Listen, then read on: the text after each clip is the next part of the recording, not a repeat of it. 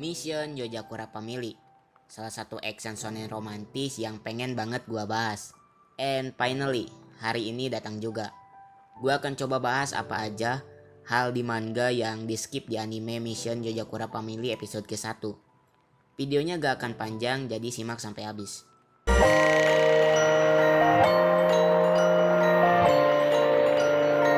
Sebelum ke menu utama, gua akan coba sedikit recap episode 1 dan memperkenalkan series ini kepada kalian.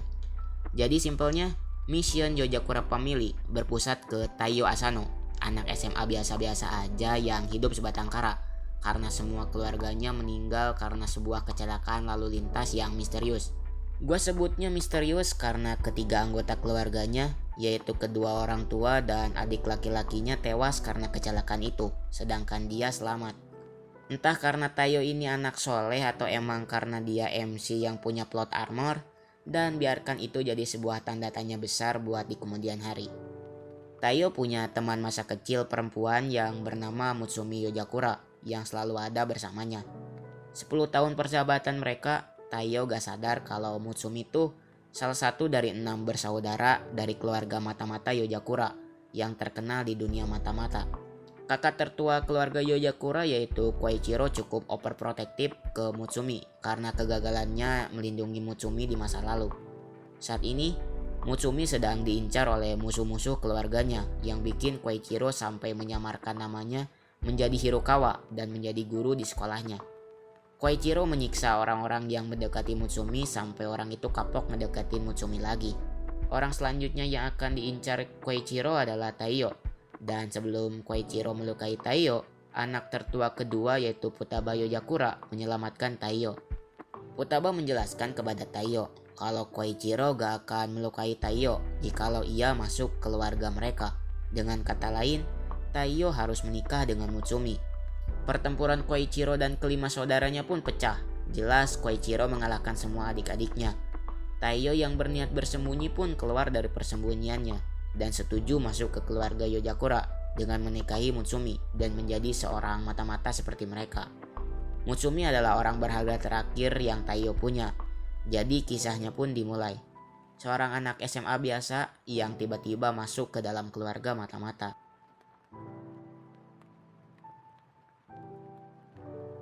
Ada sekitar 3 poin cerita yang sayang banget gak dimasukin atau gak dijelasin di anime episode 1. Tapi gak apa-apa, mungkin para staf anime ngasih 3 poin itu biar gue bikin konten.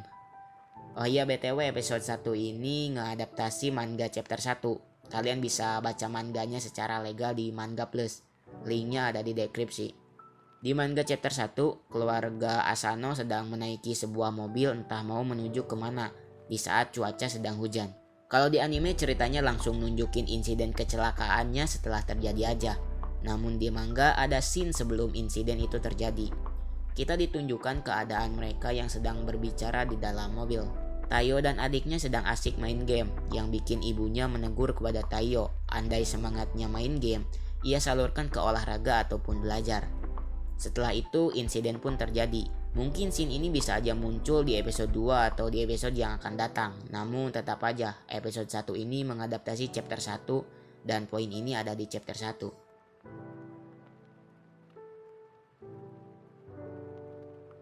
Di saat Koichiro sedang menyamarkan namanya menjadi Hirokawa, guru di sekolahnya Taiyo dan Mutsumi, di manga chapter 1 menjelaskan kalau ia menjadi guru paling berpengaruh dan punya jabatan tinggi di sekolahnya. Ini berarti kemampuan Koichiro emang luar biasa. Walaupun cuma dalam masa penyamaran, ia bisa mengerjakan tugas seorang guru yang bukan bidangnya dengan sempurna, tanpa orang sadari kalau ia bukan seorang guru. Di anime ditunjukkan kalau jabatan Koichiro adalah seorang wakil kepala sekolah di usia yang sangat muda.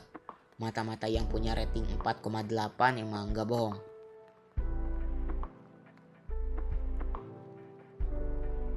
Poin terakhir sebelum video ini gua tutup, jadi di saat Futaba berhasil menyelamatkan Taiyo dari Koichiro, Taiyo dibawa ke kediaman Yojakura. Kalau di anime, Mutsumi langsung memperkenalkan semua nama saudara-saudaranya kepada Taiyo.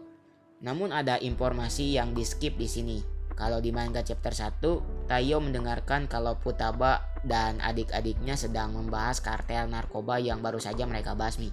Kartel narkoba yang mereka basmi itu meninggalkan beberapa persen obat terlarang mereka, beberapa senjata, dan sekitar 50 juta yen uang tunai.